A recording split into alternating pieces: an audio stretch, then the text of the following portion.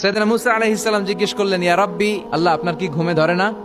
আল্লাহ বললেন, কোনো কথা বলা যাবে না, দুইটা গ্লাসের ভেতরে পানি নাও, পানি ভর্তি গ্লাস নিয়ে তুর পাহাড়ের উপরে দাঁড়াও। সাইয়েদনা মুসা আলাইহিস সালাম দাঁড়ালেন। আল্লাহরে আবার জিজ্ঞেস করলেন, আল্লাহ আমি জিজ্ঞেস করলাম কি আর আপনি করতে বললেন কি?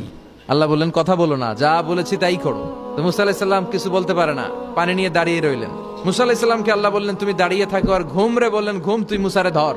ঘুম যে এবার সাইয়েদনা মুসা আলাইহিস সালামকে ধরেছে। উনি ঘুমের ধাক্কায় আর থাকতে পারেন না, একবার ডানে যায় আরেকবার বায়ে যায়। ঘুমের ধাক্কায় হঠাৎ করে কাত হয়ে পড়ে যায় আর গ্লাসগুলো মাটিতে পড়ে খান খান হয়ে ভেঙে যায়। আল্লাহ ডেকে বললেন, মুসা বেশি কিছু হেফাজতের তো দায়িত্ব দেই নাই, শুধু দুইটা গ্লাস হেফাজতের দায়িত্ব দিয়েছে। ঘুমের কারণে এগুলোর হেফাজত করতে পারো নাই, ভেঙে খান খান হয়ে গিয়েছে। আমি যদি তোমাদের মতো ঘুমিয়ে যেতাম তাহলে পৃথিবীর সাথে সূর্য লেগে, সূর্যের সাথে চন্দ্র লেগে গোটা মহাবিশ্বটা এভাবে গ্লাসের টুকরার মতো খান খান হয়ে যেত রে মুসা। এজন্য লা তাখুযুহু সিনাতু ওয়ালা নাওম, আমার ঘুমেও ধরে না, ঘুমের আগে যে তন্দ্রা আসে ওইটাও ধরে না।